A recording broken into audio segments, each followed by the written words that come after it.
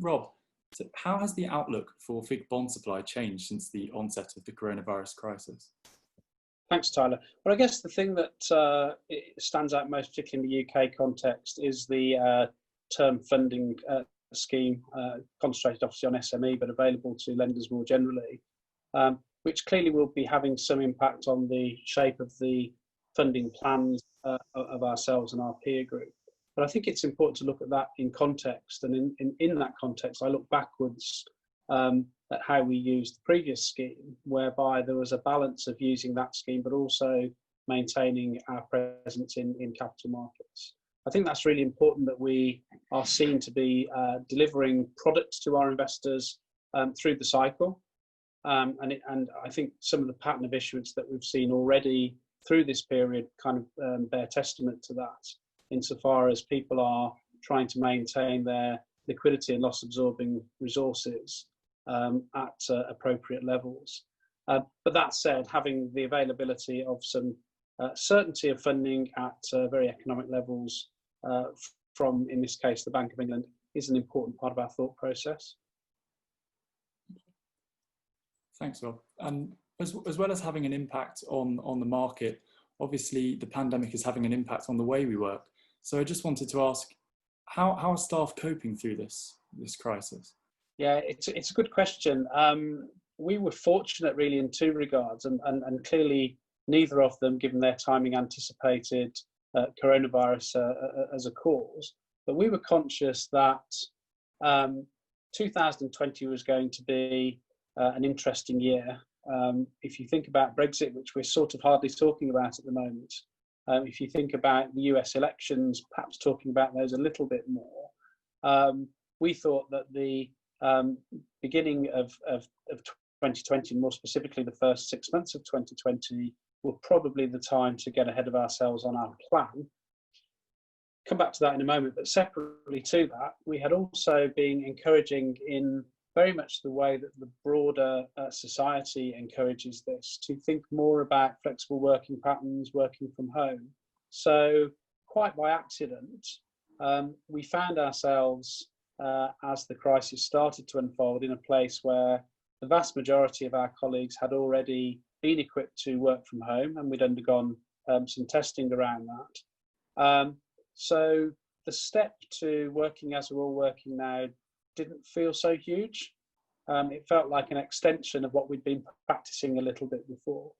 As I say, entirely not in anticipation of coronavirus, but clearly a good outcome in that regard. And similarly, if you look at our pattern of wholesale funding issuance, we tend to do about 8 billion sterling equivalent in a year. We'd actually done half of that in January. Again, taking the opportunity that good markets presented to us, but also leaving us in a position where we were very, very well resourced in terms of liquidity going into this period. But going back to the question around the way we're all working, I think there are 3 or 4 fundamental facets to it to me. One is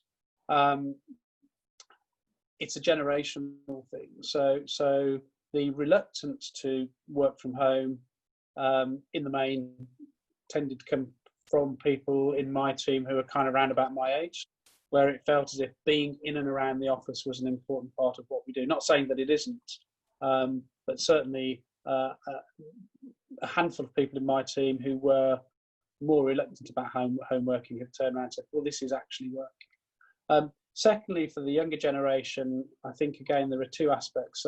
My observations, both amongst my team and with my young son who works for a French bank just down there, a few rooms away, is that generation is much more attuned to wanting to be back in the physical family that is their colleagues and back in the workplace. And I think that's kind of interesting when we talk about the broader digital generation and social media usage and the such like.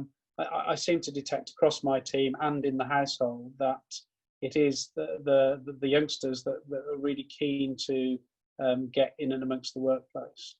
And turning that on its around to what does all this look like going forward? I mean, who knows? And clearly firms are having a lot of thinking, and there's a lot of thinking to be done.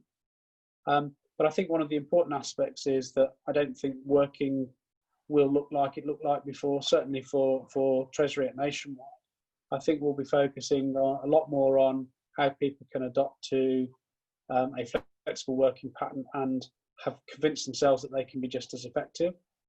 I think we'll think about the amount of time that we spend in the office, but also try and bring into that spending some time together, because absolutely that interaction, whether it's the purely social element of it, or whether it's those elements of the working life that are generally a bit more haphazard when you're in the office, and they have to be quite constructed and disciplined, and we've all got longer to-do lists, I think they're important. So probably, and who knows where this all lands, but thinking about things like a day once a fortnight where we all strive to be in the same place, being a bit more firm on the social calendar as well, specific, evenings out and things like that. I think that will become a part of the future. But most definitely, how we use our physical estate and the presence there will change, and we will definitely see a lot more working